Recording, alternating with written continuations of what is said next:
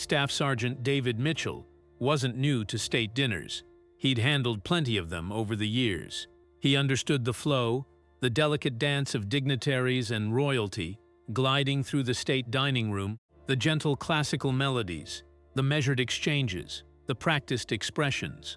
This evening was unusual. He first registered it in Princess Charlotte's grip on her water glass, a subtle tremor in her hand. Most observers would overlook it, but Mitchell had dedicated years of military training to interpreting body language, identifying inconsistencies. The young princess was positioned 3 seats from King Charles, dressed in a navy gown befitting the formal setting. Her bearing was impeccable, excessively so, the type of forced composure that signals someone striving desperately to project calm. Before continuing, subscribe to Crown Watch.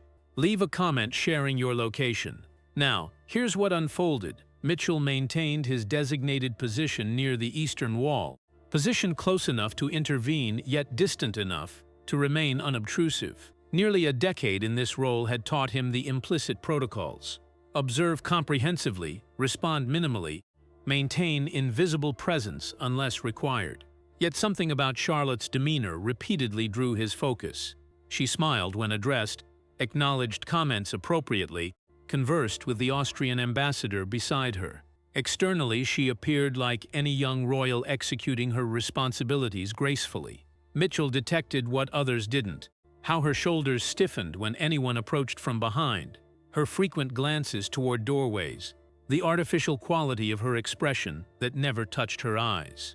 Everything satisfactory there. Captain Wells, the evening security coordinator, spoke through his earpiece. Mitchell activated his radio. "Affirmative, sir. Excellent. Remember, we're operating with reduced coverage tonight." Half the detail accompanied William to the hospital opening. "Maintain vigilance." "Understood." The dinner proceeded. Servers navigated efficiently between tables. Multilingual conversations flowed smoothly. Outside, autumn precipitation tapped the tall windows facing the palace grounds.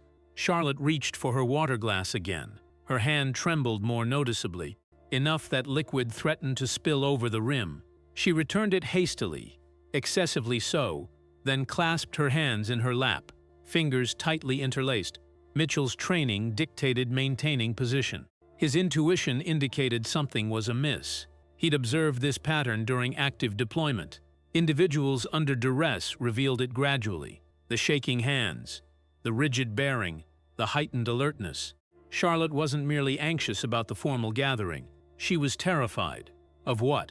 A woman in black evening attire approached Charlotte from behind. Queen Camilla.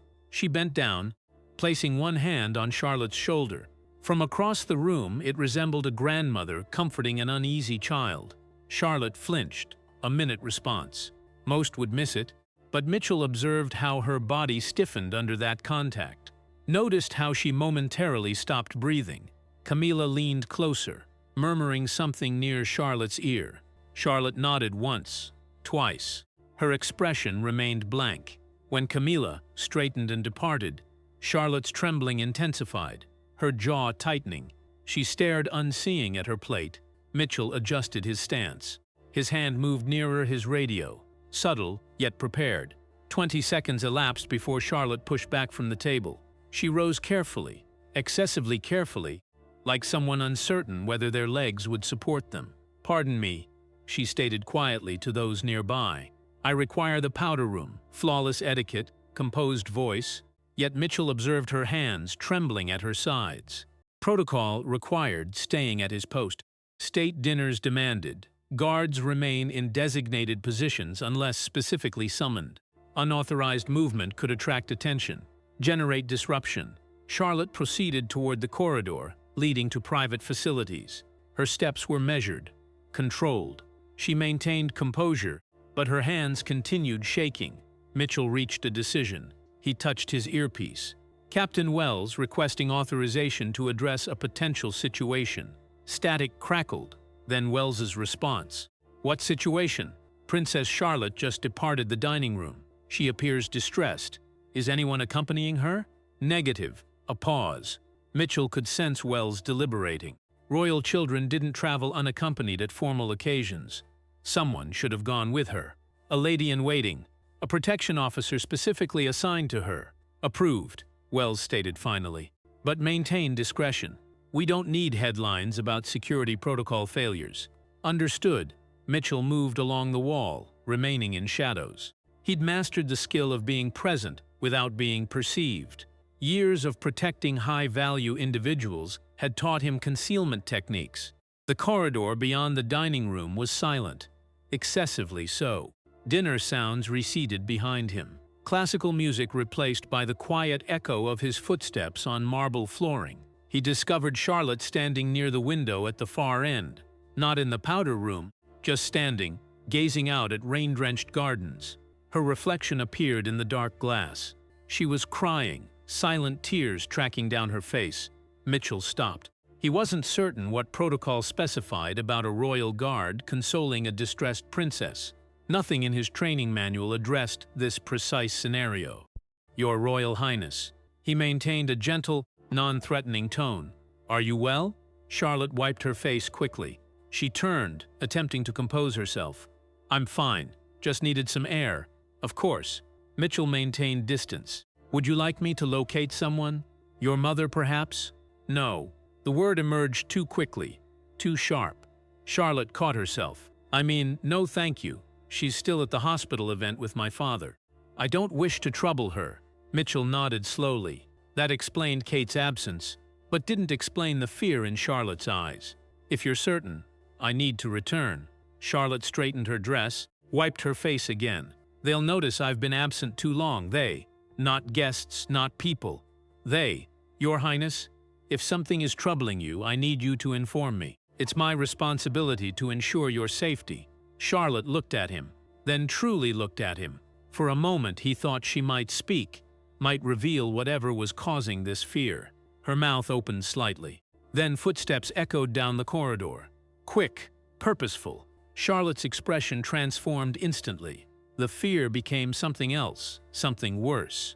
Resignation. Queen Camilla appeared around the corner. She smiled upon seeing them. A warm, concerned grandmother's smile that contradicted the coldness in her eyes. "There you are, darling." Camilla approached them. "We were concerned. Are you feeling unwell?" "I'm fine." "Grandmother." Charlotte's voice had gone flat, emotionless. "Just needed a moment." "Of course." Camilla's hand settled on Charlotte's shoulder again. Charlotte went rigid. "These formal dinners can be overwhelming. Why don't we return you to your seat?" Mitchell observed the interaction carefully.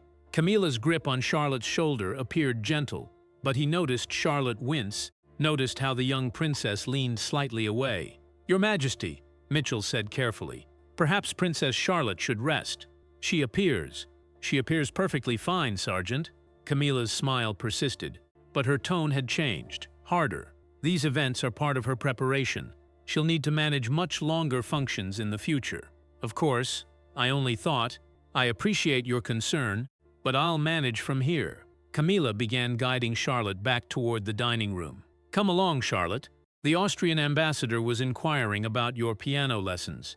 Charlotte walked with her, but looked back once, met Mitchell's eyes, and in that brief glance he saw it. A silent plea. "Help me." Then they turned the corner and disappeared. Mitchell stood alone in the corridor. Every instinct screamed that something was wrong. But what could he do? He'd just been dismissed by the Queen. Pursuing them would be insubordination. Creating a disturbance at a state dinner could terminate his career. He pressed his earpiece. "Captain Wells." "Go ahead." "Situation resolved. Princess Charlotte is returning to the dinner with Queen Camilla." "Good. Return to your post." Mitchell walked back slowly. His mind processed what he'd witnessed. Charlotte's fear, her trembling, the tears, her reaction to Camilla's touch, the silent plea in her eyes. 20 years of service had taught him one thing. When something felt wrong, it usually was. He returned to his position along the eastern wall. The dinner continued. Charlotte sat at her seat again.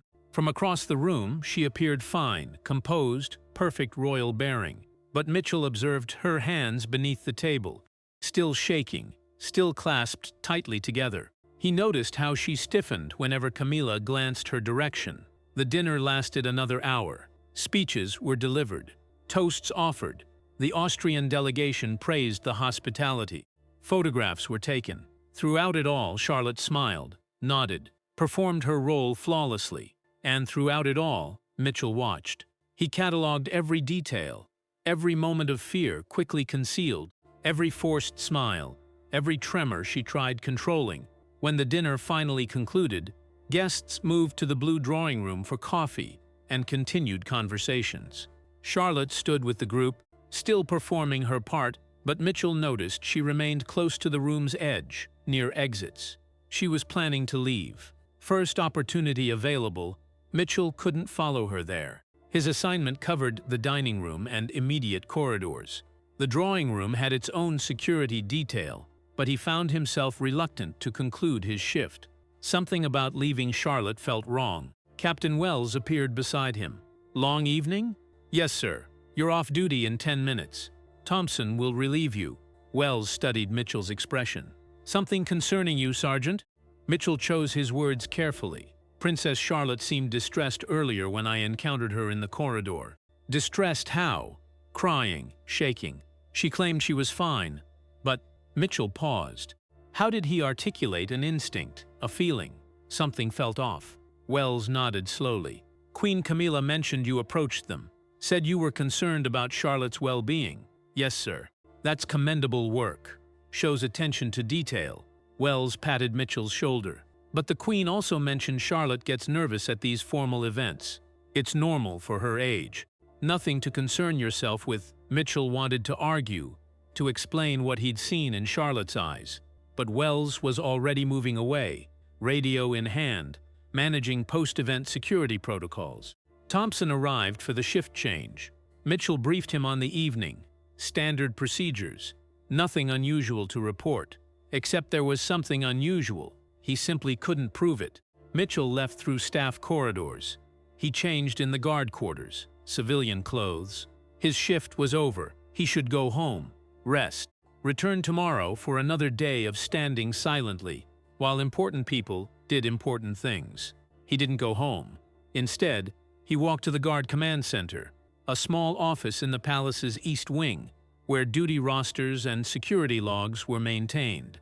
Sergeant William Barrett sat at the desk reviewing camera feeds. "Mitchell, you're off duty." "I know. May I ask you something?" Barrett gestured to the chair opposite him. "Make it brief." "I've got 2 hours of footage to review before morning. How long have you been working Charlotte's protection detail?" Barrett's expression shifted, became guarded. "About 6 months." "Why? Have you noticed anything unusual with her behavior, her interactions with certain individuals?" "That's a peculiar question, Mitchell. I know it is. But I observed something tonight that didn't sit right." Barrett studied him for a long moment. Then he glanced at the door, ensuring they were alone. When he spoke, his voice was quieter. "Charlotte's been different the last few weeks.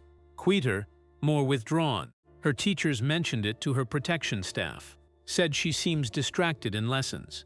"Different how?"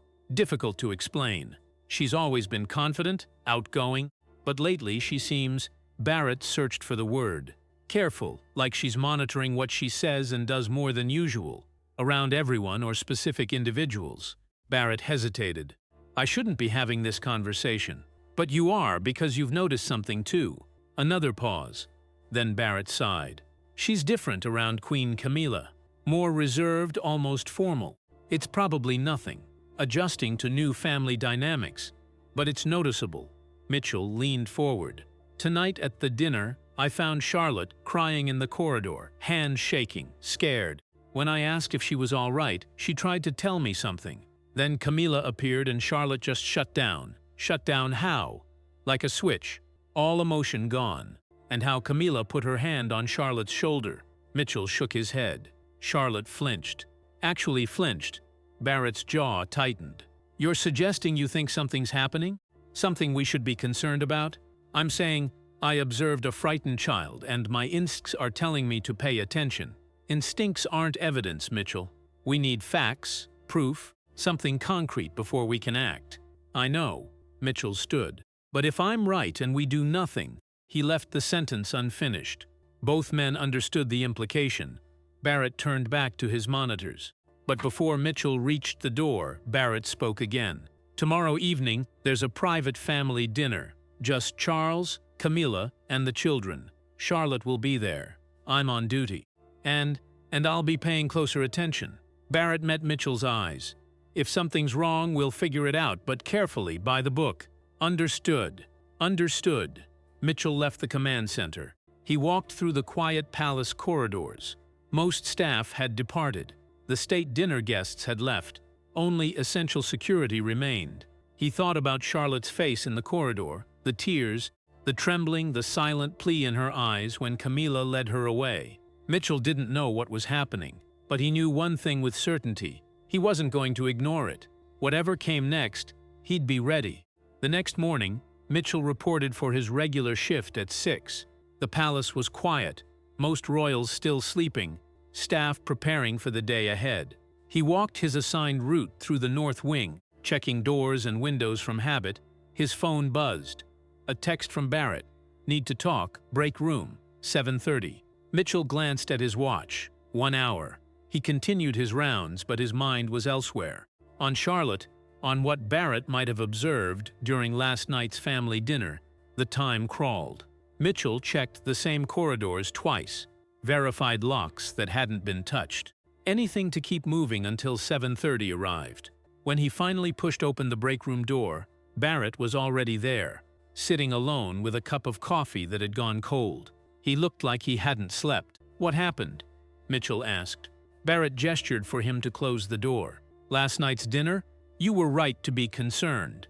Mitchell sat down, waited. Charlotte barely ate, pushed food around her plate, answered when spoken to, but volunteered nothing. Barrett ran a hand through his hair. Charles asked if she was feeling well. She said she was fine, but her voice was flat, empty. And Camilla? Attentive, very attentive, kept asking Charlotte questions, touching her shoulder, her arm, small gestures that appeared caring. Barrett's expression darkened. But every time Camilla touched her, Charlotte went rigid, like she was bracing herself. Did Charles notice? He was distracted, taking calls about the hospital opening. He ate quickly and excused himself, left Camilla alone with Charlotte and the younger children.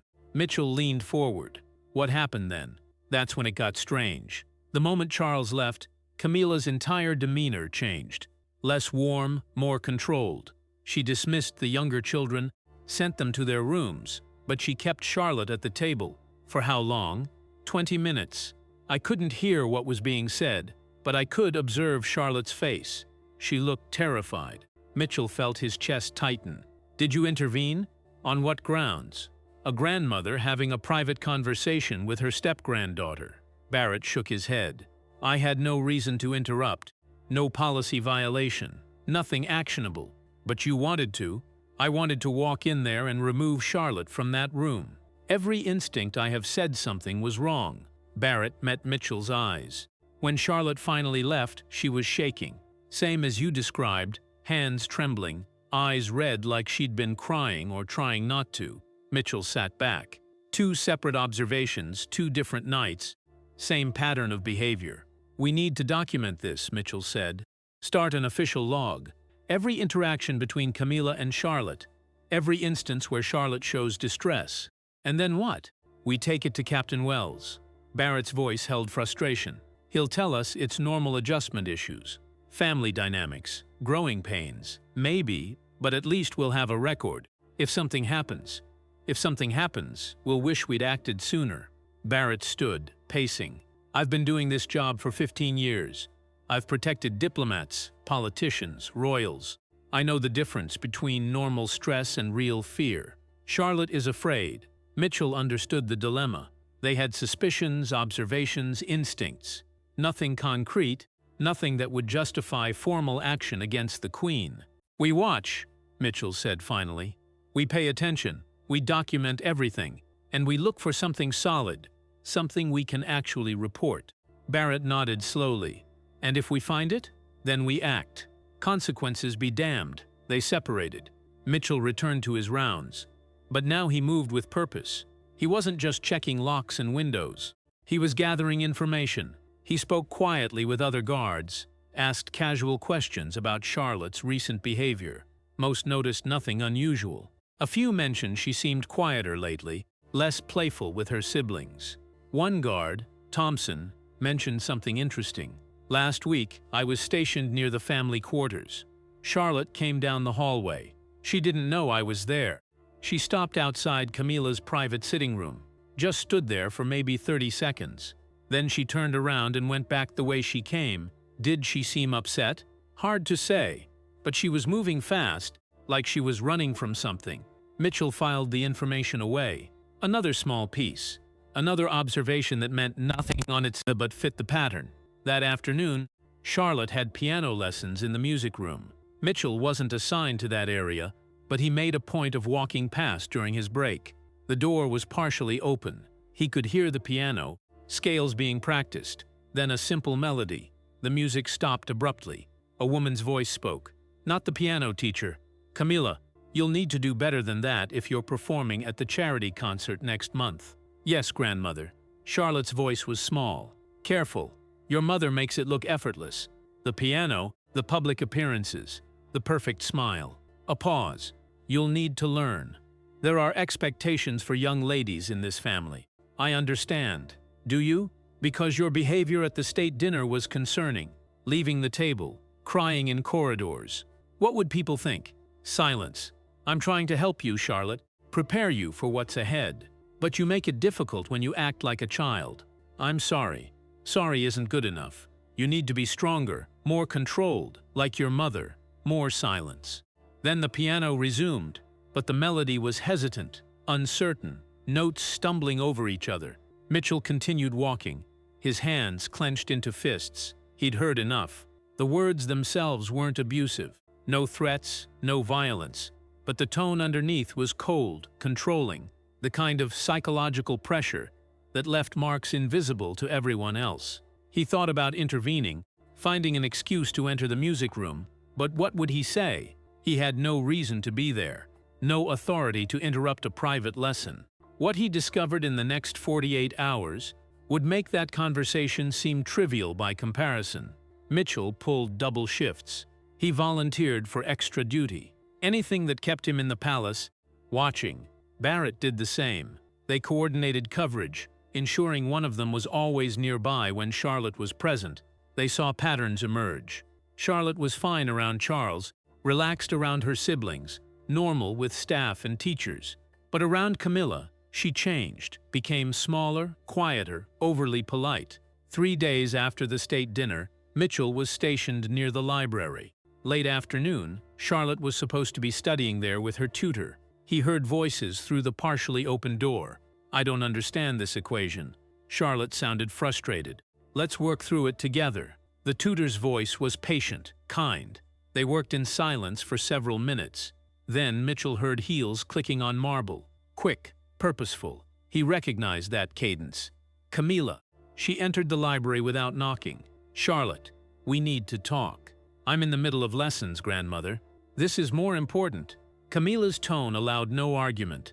"Thank you, Miss Reynolds. You're dismissed for today." "But we're not finished with." "I said you're dismissed."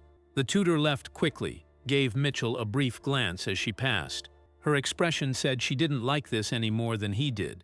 The library door closed, not quite all the way. A gap of perhaps 2 inches remained. Mitchell stood at his post. He could hear voices, muffled, indistinct. He strained to listen without appearing to. Camila's voice rose slightly. "Do you think I don't notice the way you avoid me? The looks you give? I'm not. Don't lie to me. I know exactly what you're doing. Trying to make me look bad. Whispering to the guards, making them suspicious. I haven't said anything to anyone." "Then why was that sergeant watching us at the state dinner? Why did he follow you?" "I don't know. I was upset. Maybe he was concerned." "Concerned?" Camila's voice dripped with contempt. "You're telling me nothing and yet they're concerned. Someone is putting ideas in their heads. Someone is making me look like the villain. No one thinks that, don't they? Your mother barely speaks to me. Your father is always busy. And you?" A pause. "You look at me like I'm some kind of monster." "I don't mean to." "What did I do, Charlotte? Tell me. What terrible crime have I committed that makes you so afraid of me?" The question hung in the air. Mitchell held his breath, waiting for Charlotte's answer. "Nothing," Charlotte whispered. "You haven't done anything. Then why won't you look at me? Why do you flinch when I touch you?" "I don't mean to." I'm sorry, sorry again. Always sorry. Never an explanation. Just this constant fear radiating from you like I'm going to hurt you." Camila's voice changed, became softer, almost hurt. "I'm trying to be a grandmother to you, to help you, but you make it impossible. I know. I'll try harder. Will you? Because right now it looks like you're trying to turn people against me, making the staff suspicious, creating problems where none exist. I'm not. I promise." Mitchell's jaw clenched. He recognized this tactic. Gaslighting. Making Charlotte doubt her own feelings, turning her fear into guilt, making her apologize for being afraid. The conversation continued for another 10 minutes. Camila's voice alternating between hurt and cold. Charlotte apologizing repeatedly, promising to do better, to try harder, to stop making people concerned. When Camila finally left, Mitchell waited, counted to 30, then knocked gently on the library door. "Your Royal Highness, is everything all right?" Silence. Then Charlotte's voice, thick with tears. "I'm fine, just finishing my studies. Would you like me to call Miss Reynolds back?" "No, I'm done for today." Mitchell pushed the door open slightly. Charlotte sat at the study table, books open in front of her, tears running down her face. She wiped them quickly when she saw him. "Your Highness, please. Don't tell my mother." Charlotte looked at him directly. "She has enough to worry about. I don't want to add to it. If someone is making you uncomfortable, no one is. I'm just tired. These formal events are exhausting." She gathered her books. "I should go rest before dinner." She walked past him, head down, shoulders slumped, every line of her body radiating defeat. Mitchell let her go, but he immediately went to find Barrett. They needed to talk to someone with actual authority, someone who could intervene. He found Barrett in the guard command center. "We need to escalate this." Barrett looked up from his reports. "What happened?" Mitchell explained the conversation he'd overheard. The gaslighting, Charlotte's tears, the psychological manipulation. "That's still not evidence of anything illegal," Barrett said carefully. "Camila never threatened her, never said anything explicitly wrong. She's breaking that child down piece by piece, making her think she's the problem, making her apologize for being afraid." "I agree. But what can we prove? What can we report?" Barrett stood. "We need something concrete, something that forces action." "Like what?" "I don't know. But until we have it, our hands are tied." What they didn't know was that concrete evidence was coming sooner than either of them expected, and it would force them to make a choice that could end their careers or save a child's life. The charity concert was scheduled for the following week. Charlotte was supposed to perform a piano piece. She'd been practicing daily. Mitchell had heard her playing during his rounds. The melody was beautiful, complex, something that required skill and concentration. 3 days before the concert, Charlotte's practice session ended early. Mitchell was walking past when the music stopped abruptly, discordant notes crashing, then silence. He glanced through the music room window. Charlotte sat at the piano, hands in her lap, shoulders shaking. Camila stood behind her, hand on Charlotte's shoulder, leaning down, speaking directly into her ear. Mitchell couldn't hear the words, but he saw Charlotte's reaction, the way she froze, the way color drained from her face, the way her hands began trembling so hard she had to grip her skirt to hide it. Camila straightened, patted Charlotte's shoulder, then left through the opposite door. Charlotte remained at the piano, not moving, not playing, just sitting there staring at the keys. Mitchell entered the music room. "Your Highness." Charlotte didn't look up. "I can't do it." "Can't do what?" "The concert. I can't perform. I'll mess it up. Everyone will see. I've heard you practice. You play beautifully, not beautifully enough." Charlotte's voice was flat, defeated. "I'm not good enough. I'll never be good enough." These weren't a child's normal insecurities. This was something deeper, something that had been carved into her through repetition. "Who told you that?" Mitchell asked gently. Charlotte finally looked at him. Her eyes were red, exhausted. "No one. I just know, Your Highness, if someone is saying things that make you feel this way, why do you keep asking that?" Charlotte stood abruptly. "Why are you always there? Always watching? Always asking if I'm all right?" The outburst surprised him. Mitchell stepped back lightly. "I'm just concerned." "Well, don't be. I don't need your concern. I don't need anyone's concern. I just need—" She stopped, swallowed hard. I need everyone to leave me alone." She ran from the room. Mitchell let her go. But something about that outburst felt wrong. Charlotte wasn't angry at him. She was angry at the situation, at being trapped, at having no way out. Or maybe she was pushing him away, protecting him from whatever was happening. Mitchell pulled out his phone, texted Barrett. "We need to talk now." The response came immediately. "Guard quarters? 10 minutes?" Mitchell walked quickly. His mind raced through possibilities, none of them good, all of them pointing to the same conclusion. Something was very wrong with Princess Charlotte, and time was running out to figure out what. Barrett was already in the guard quarters when Mitchell arrived. The small room was empty except for them. Barrett closed the door, locked it. "I got security footage from yesterday," Barrett said without preamble.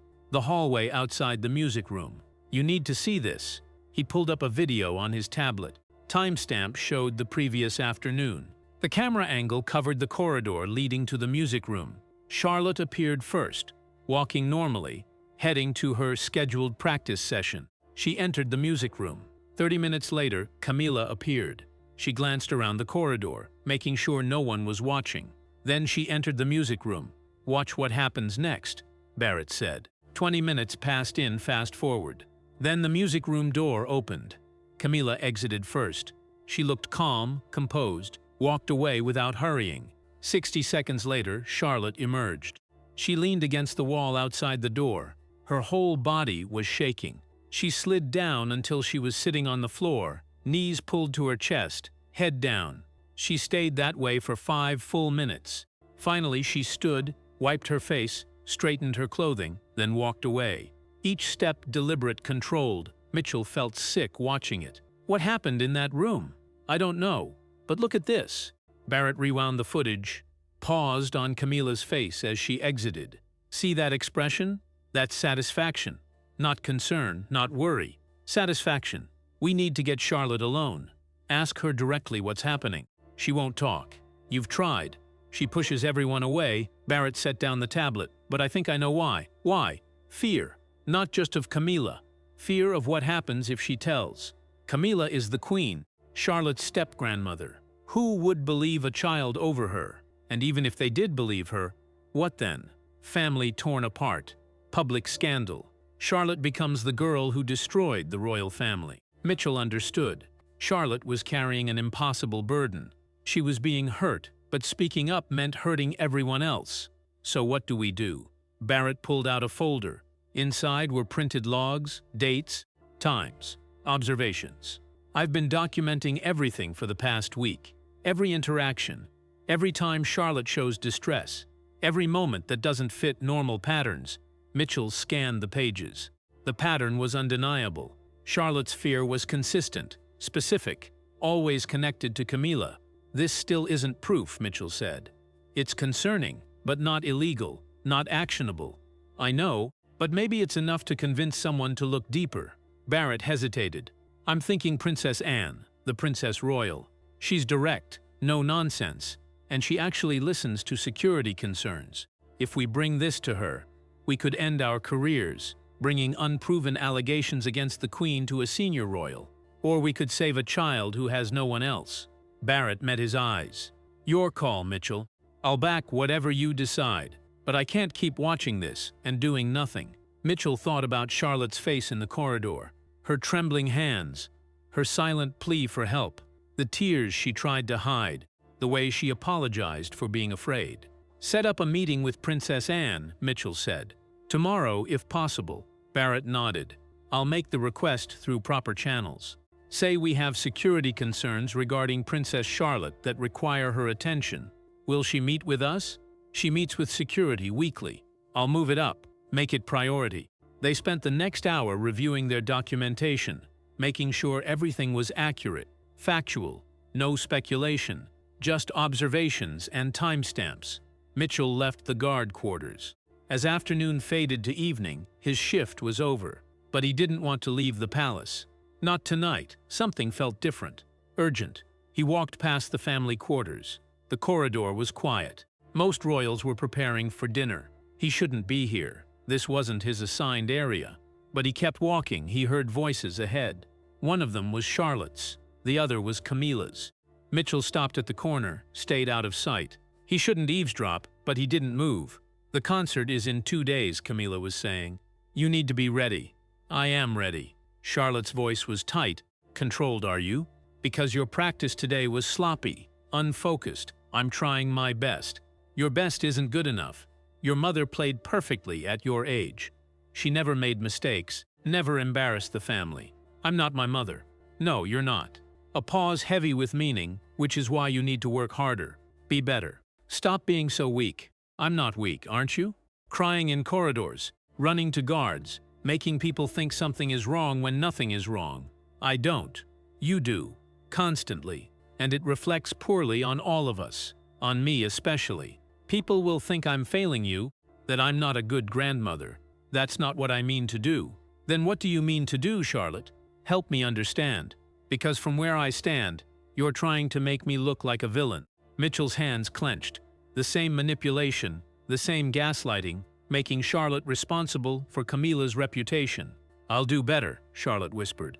I promise. You always promise, but nothing changes. Camila's voice dropped lower. Mitchell strained to hear.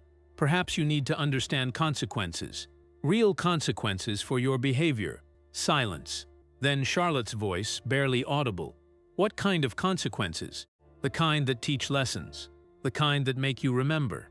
Another pause. You have a choice, Charlotte. You can continue this attention-seeking behavior and face what comes. Or you can compose yourself, perform beautifully at the concert, and we never speak of this again. I'll compose myself. Good, because if you don't, Camila let the threat hang unfinished. Well, we both know what happens when young royals can't handle the pressure.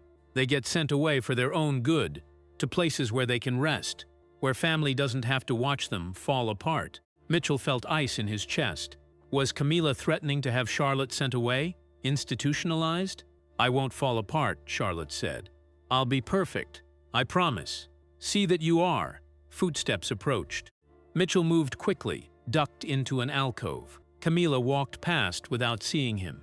She was smiling, that same satisfied expression from the security footage. Mitchell waited. Charlotte appeared moments later. She moved slowly, like someone physically hurt, but there were no visible injuries. The damage was all internal. She saw him standing there, stopped. How long have you been here? She asked. Long enough.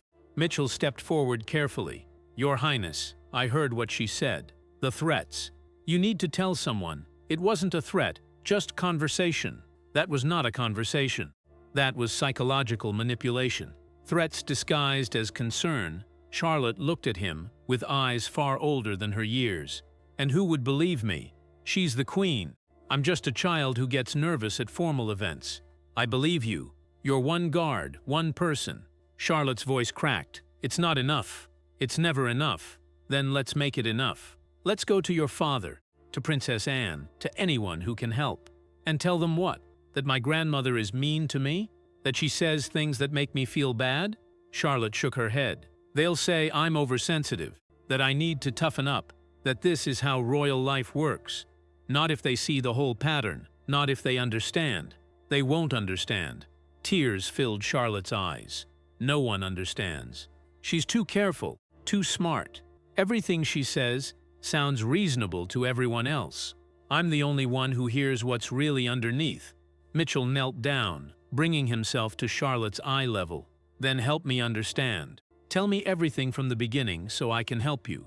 Charlotte looked at him for a long moment. He could see her weighing the decision. Trust versus fear. Hope versus experience. It started 3 months ago, she said finally. Her voice was barely a whisper. After my mother got sick, when she had to step back from public duties. Grandmother said she would help. Prepare me for more responsibilities. What kind of help? At first, it was just comments, small criticisms. How I stood, how I spoke, how I smiled. She said she was helping me improve. Charlotte wiped her eyes, but then it got worse. The criticism became constant. Nothing I did was right. She started making me practice everything over and over. If I made a mistake, she'd make me start again. And again. How long would these sessions last? Hours, sometimes. I'd be so tired I could barely stand. But if I asked to stop, she'd say I was weak. that I'd never survive royal life if I couldn't handle a few extra hours of practice. Mitchell felt anger building, but he kept his voice calm. Did anyone else see this? No, she always made sure we were alone. And afterward, she'd be so nice in public, so caring. If anyone asked if I was all right, she'd say I was just tired, working so hard. Charlotte's hands were shaking again, and they believed her. Because why wouldn't they? What about your parents? My mother's been recovering.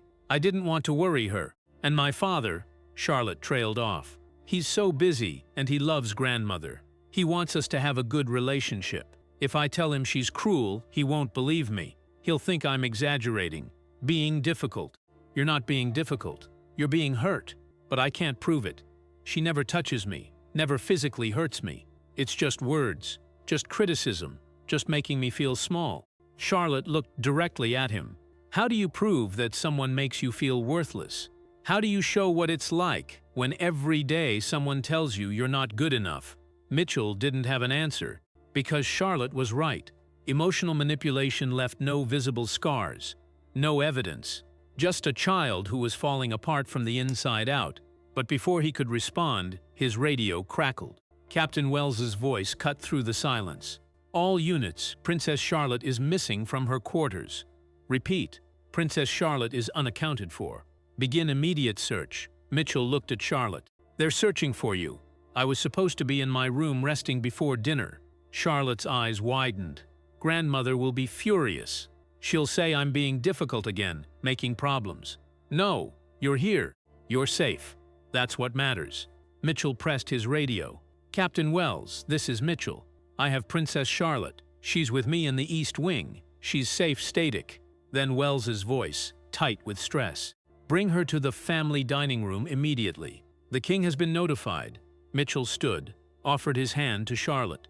She took it. Her hand was ice cold. They walked together toward the dining room. Charlotte's steps were slow, reluctant. He's going to be angry, she whispered. Your father? Yes, and grandmother will make it worse. She'll say I'm attention-seeking, that I wandered off on purpose. I'll explain what happened. I'll tell them you were talking to me. It won't matter. They arrived at the dining room. The doors were open. Inside, King Charles stood with his phone pressed to his ear. Camilla sat at the table, hands folded. Her expression was concerned, worried. The perfect image of a grandmother anxious about her missing grandchild. Charles saw them, ended his call immediately. Charlotte, thank God. Where have you been? We're approaching the moment that shocked everyone who witnessed it. If you haven't subscribed yet, do it now. We share stories like this daily on Crown Watch. Here's what happened when the truth came out. I'm sorry, Father. She was with me, Your Majesty. Mitchell stepped forward. We were talking. I apologize for not notifying security of her location. Charles looked at Mitchell, then at Charlotte. His expression shifted from relief to concern. Charlotte, are you all right? You look pale. I'm fine. Just tired. You're always tired lately. Charles moved toward her, placed a hand on her shoulder. Charlotte didn't flinch. She leaned into the touch. Her father's touch was safe. What's going on? Nothing. She's been having difficulty adjusting. Camilla's voice was gentle, sympathetic. The increased responsibilities, the formal events, it's overwhelming for her. Charles nodded. Is that true, Charlotte? Is the pressure too much? Charlotte looked at her father, then at Camilla, then at Mitchell. He could see the decision forming, the moment where she had to choose between silence and truth. Your Majesty, Mitchell said quietly. May I speak with you privately? There are some concerns. About what? Camilla stood. Her expression was still concerned, still caring, but her eyes were cold. Sergeant, I appreciate your dedication, but Charlotte's well-being is a family matter. With respect, Your Majesty. Princess Charlotte's safety is my concern, and I believe... You believe what exactly? Camilla's voice remained calm, reasonable. That a child being nervous about public appearances requires security intervention? I believe there are patterns of behavior that warrant attention. Patterns? Camilla smiled. The kind of smile that looked warm but wasn't. You've been watching my interactions with Charlotte, making notes, creating suspicions where none exist. Charles looked between them, confused. Someone explain what's happening. Mitchell made a split-second decision. He'd gone too far to stop now. Your Majesty, Over the past week, I've observed Princess Charlotte displaying signs of significant distress, primarily in situations involving Queen Camilla. I believe there may be what? Camilla's voice rose slightly, just enough to sound hurt rather than angry. Are you accusing me of something, Sergeant? I'm expressing concern for Princess Charlotte's emotional well-being. Based on what evidence? A child who gets nervous at formal events, who feels pressure to perform perfectly. Camilla turned to Charles. This is exactly what I was afraid of. Charlotte's anxiety is being misinterpreted as something sinister, when in reality I've been trying to help her cope. Charles looked at Charlotte. Is this true? Are you anxious about the public appearances? Charlotte stood frozen. Mitchell could see her internal struggle. Truth versus consequences, hope versus fear. Charlotte, Mitchell said gently, tell him. Tell your father what you told me. Don't pressure her, Camilla said sharply. She's clearly confused, overwhelmed. Putting words in her mouth won't help. I'm not putting words anywhere. I'm asking her to speak for herself. She's a child, a frightened child, and you're making it worse. I'm trying to protect her. From what exactly? From her grandmother trying to prepare her for royal life. Camilla's expression shifted, became harder. Or are you creating a situation where you can play the hero, the guard who rescued the princess from imaginary threats?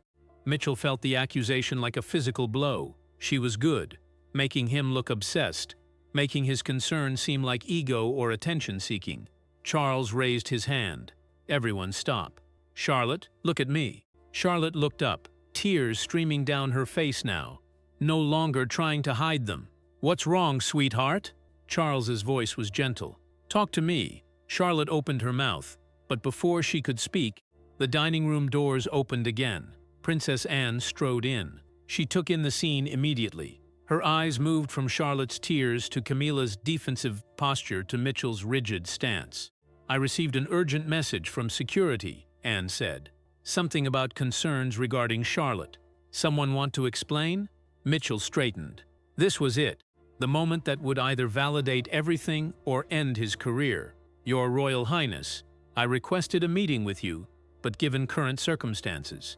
He paused. I have concerns about Princess Charlotte's emotional state and the nature of her interactions with Queen Camilla. Annie's expression didn't change. Go on. Over the past week, I've documented multiple instances where Princess Charlotte displays extreme distress in Queen Camilla's presence. Trembling, crying, panic responses, followed by periods where she's emotionally withdrawn and exhibiting signs of psychological manipulation. That's absurd, Camilla said, but her voice had lost some of its warmth. I've been helping Charlotte prepare for increased responsibilities.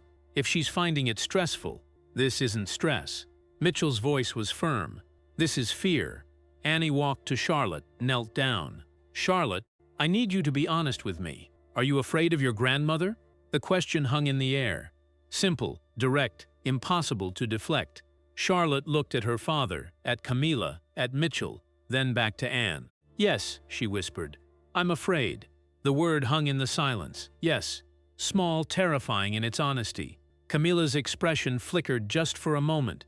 The mask slipped. Mitchell saw fury beneath the concerned facade. Then it was gone, replaced by shock, hurt, the wounded grandmother.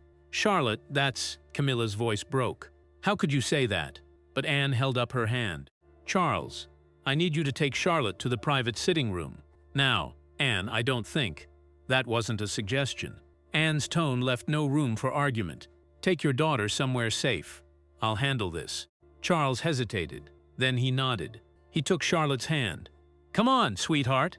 Let's go. Charlotte looked back at Mitchell as Charles led her away. In her eyes was a mixture of fear and hope. Fear of what would happen next. Hope that finally someone was listening. When they were gone, Anne turned to Camilla. You and I need to have a conversation. A very frank one. I don't know what that child has been telling people, but I'm not interested in deflection. Anne's voice was ice. I'm interested in facts, and right now the facts include a child who just admitted she's afraid of you, a senior guard who's documented multiple concerning incidents, and my own observations of your behavior over the past months. Camilla's expression hardened. Your observations? I'm not blind. I've watched how Charlotte responds to you, how she tenses when you enter a room, how her voice changes. I dismissed it initially as adjustment difficulties, but apparently I was wrong. You're making assumptions based on a child's emotional outburst. Am I? Anne looked at Mitchell. Sergeant, you mentioned documentation. I want to see all of it. Every observation, every incident, every detail. Yes, Your Royal Highness. Mitchell pulled out his phone. I can have it sent to you immediately. Sergeant Barrett has additional footage and logs as well. Barrett is involved in this? Camilla's voice rose. How many people have you convinced to participate in this campaign against me? This isn't a campaign, Anne said coldly.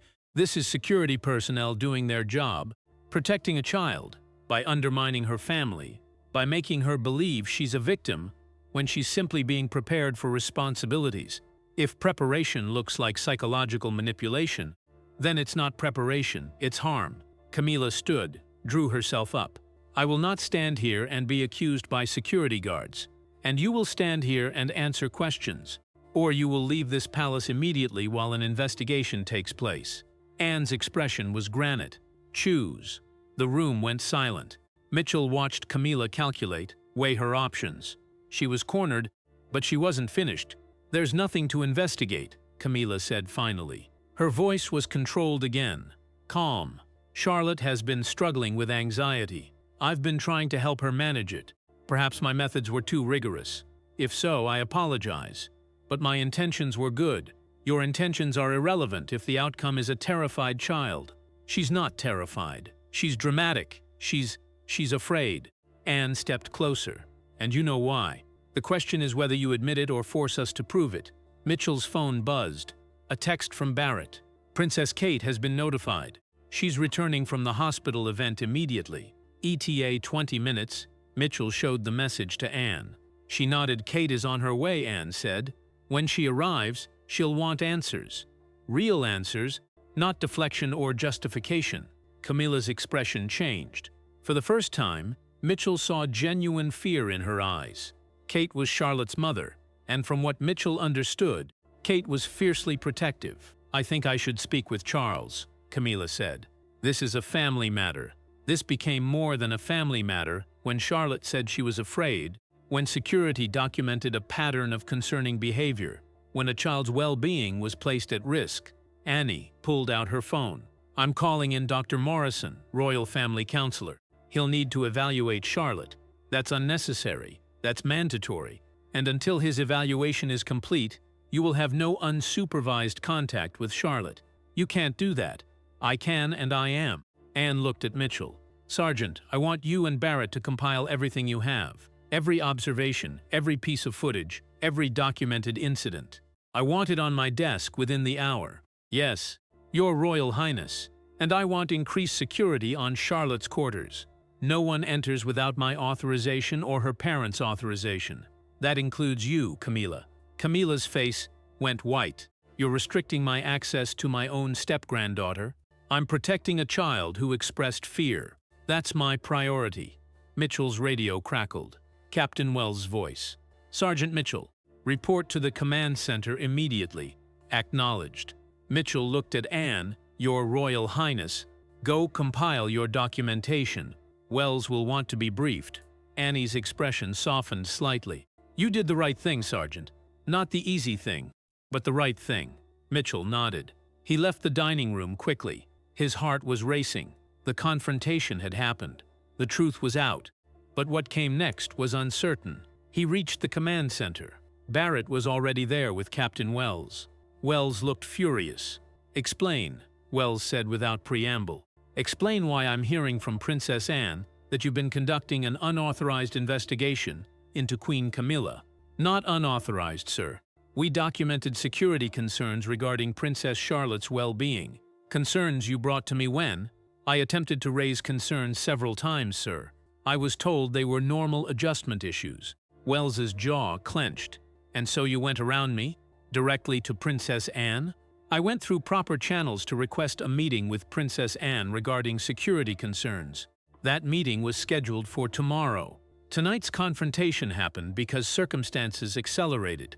Barrett stepped forward. Sir, with respect, We have over 40 documented incidents spanning the past 10 days, times when Princess Charlotte displayed extreme distress, specifically related to Queen Camilla. We have footage. We have witness statements from other guards. We have a clear pattern. Wells was silent for a long moment. Then he sighed. "Show me everything."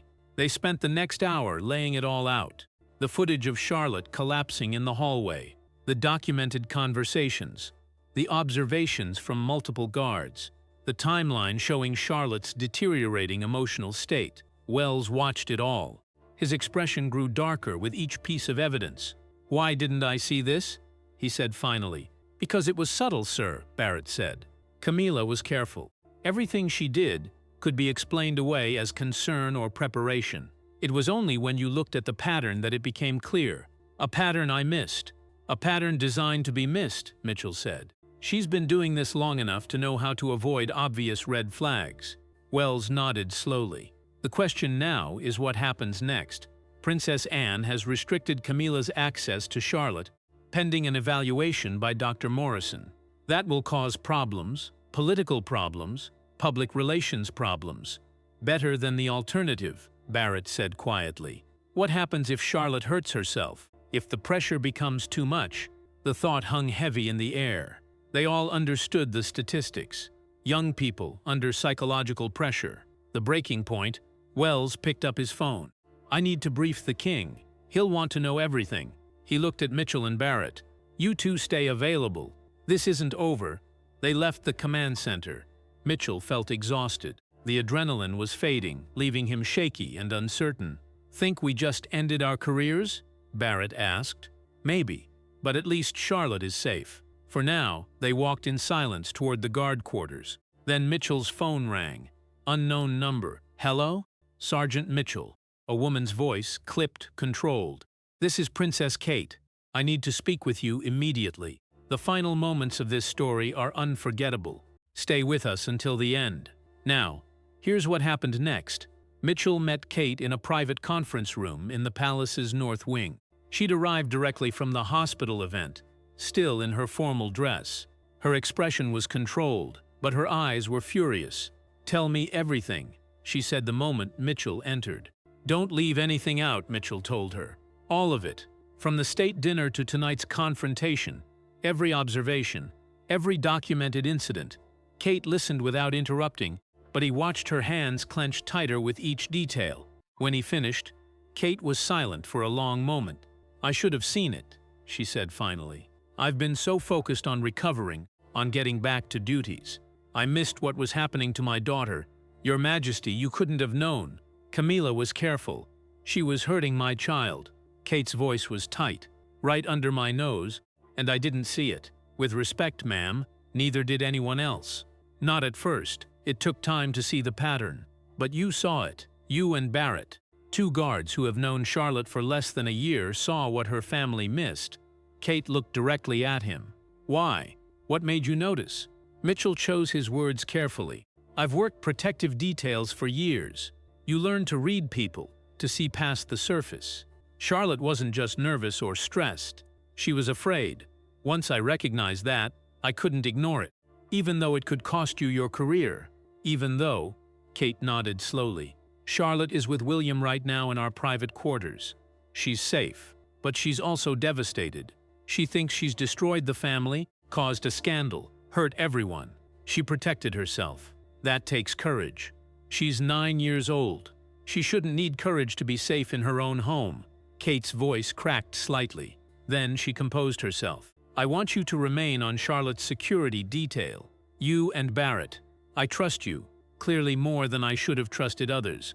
Of course, Your Majesty. And I want you to know what happens next with Camilla. That's not your concern.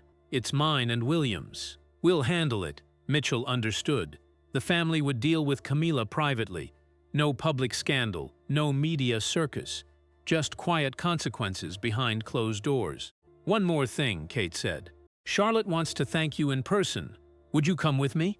Mitchell followed Kate through the private corridors. They reached the family quarters.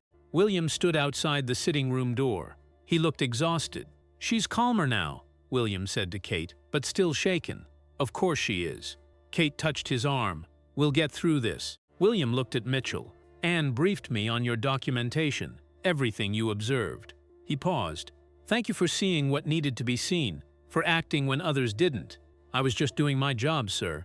No, you did more than your job. You protected my daughter when she had no one else to protect her. William's voice was thick with emotion. I won't forget that. Kate opened the sitting room door. Charlotte sat on a sofa wrapped in a blanket. She looked small, young, but when she saw Mitchell, she sat up straighter. Hello, Your Highness, Mitchell said gently. You came? Your mother asked me to. She said you wanted to thank me. Charlotte stood, walked toward him. Then, in a gesture that broke protocol completely, she hugged him. A quick, tight hug. You believed me, she whispered. When no one else did, I believed what I saw. A brave girl who needed help. Charlotte stepped back, wiped her eyes. Is she gone, Grandmother Camilla?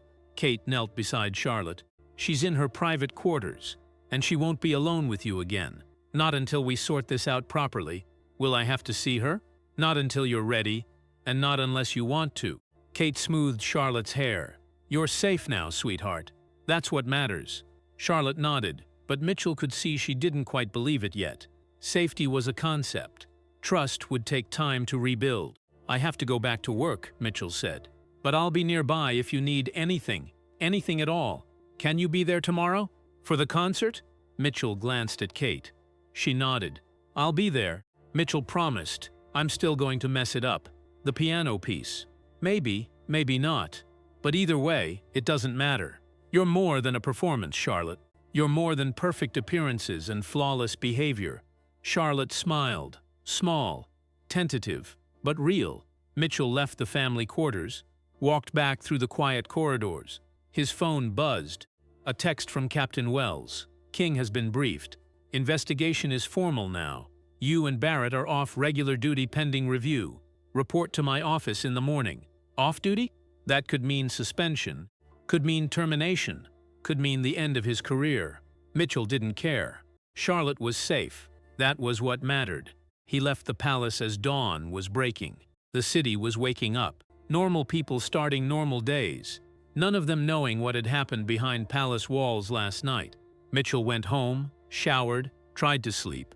But his mind wouldn't shut off. He kept seeing Charlotte's face, her fear, her tears, her courage when she finally spoke the truth. His phone rang at 8 in the morning. Barrett, you see the news? Barrett asked. No. Why? Palace just released a statement. Queen Camilla is taking a temporary step back from public duties, citing health concerns. She's going to Balmoral for rest and recuperation. Mitchell understood. The official story. The public wouldn't know the truth, but inside the palace, everyone would understand what really happened. What about us? Mitchell asked. Wells wants to see us at 10, but Anne's office also called. She wants to meet with us first. They met Anne in her opposite office.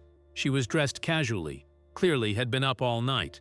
Gentlemen, she said, sit. They sat. What you did last night was reckless. It violated protocol in multiple ways. It created a situation that could have escalated badly. Anne paused. It also saved a child's life, possibly literally. Mitchell and Barrett exchanged glances. Dr. Morrison evaluated Charlotte this morning. His preliminary assessment shows significant psychological stress, anxiety, depression, early signs of trauma responses. Anne's expression was grim. If this had continued much longer, the outcomes could have been catastrophic. Will Charlotte be all right? Mitchell asked. With time, with therapy, with her parents actively protecting her. Anne leaned forward. She's asked that you remain on her security detail. Both of you. Her parents have agreed. We're not being dismissed. On the contrary, you're being commended. Privately. No medals, no public recognition. But your actions will be noted in your service records. And you'll receive new assignments effective immediately. Barrett spoke carefully. What about Queen Camilla? Queen Camilla is no longer your concern. She's being handled at levels above your clearance. Anne's tone made it clear the conversation was over. Focus on Charlotte. She needs people she can trust. You've proven you're those people. They left Anne's office. Mitchell felt lighter. The weight of uncertainty lifted. Think Charlotte will actually do the concert? Barrett asked.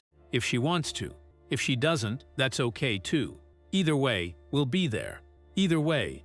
2 days later, Mitchell stood in the back of the concert hall, security detail for Princess Charlotte's performance. The room was filled with dignitaries, donors, society figures, all there to watch royal children perform. Charlotte walked onto the stage. She wore a blue dress. Her hair was perfect, her posture straight. She sat at the piano, placed her hands on the keys. For a moment, she froze.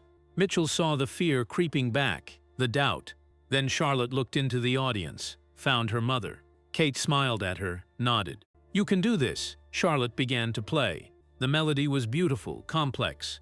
She made mistakes, hit wrong notes twice, but she kept playing, finished the piece with quiet dignity. The audience applauded. Charlotte stood, curtsied. Then she looked directly at Mitchell, standing in the shadows at the back of the room. She smiled, a real smile this time. Not perfect, not practiced, just genuine. Mitchell smiled back. She'd done it. Not perfectly, but honestly. And that was more important than perfection ever could be. 3 weeks later, Mitchell walked his usual route through the palace corridors. But things had changed, subtly, quietly. Queen Camilla remained at Balmoral. The official story said she needed rest.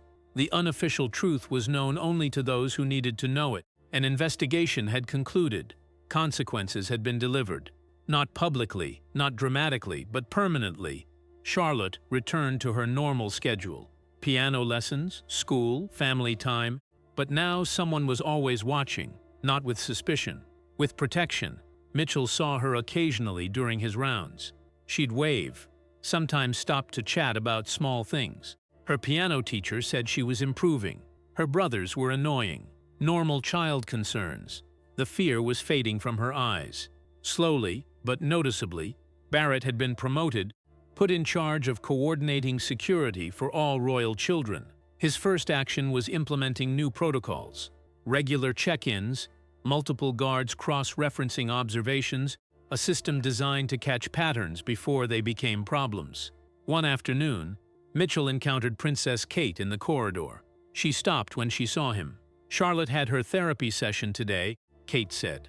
"Dr. Morrison says she's making progress." "That's good to hear, Your Majesty." She told him something interesting. She said the scariest part wasn't what was happening. It was thinking no one would believe her. Kate's eyes were serious. "You believed her when it mattered most. Anyone would have done the same." "No, Sergeant. They wouldn't have. Most people look away, choose comfort over truth. You didn't." Kate paused. "That's the difference between doing a job and protecting someone who needs it." Mitchell had no response to that. Kate nodded and continued down the corridor. He thought about what she'd said, about belief, about seeing what others missed, about choosing action over comfort. True duty wasn't about following orders blindly. It was about knowing when rules mattered less than doing what was right, when protocol mattered less than protecting someone who couldn't protect themselves. Charlotte was safe now. That was what mattered. Not public recognition, not career advancement. Just a child who could sleep at night without fear. Sometimes the most important battles were fought in quiet corridors, with observations instead of weapons, with courage to speak instead of silence. And sometimes, that was enough. If this story showed you something about royal guards you didn't know, make sure you're subscribed to Crown Watch. We share these untold stories from inside the palace every single day. Drop a comment below. Would you have noticed the signs Mitchell saw? Would you have acted despite the risks? Let us know your thoughts.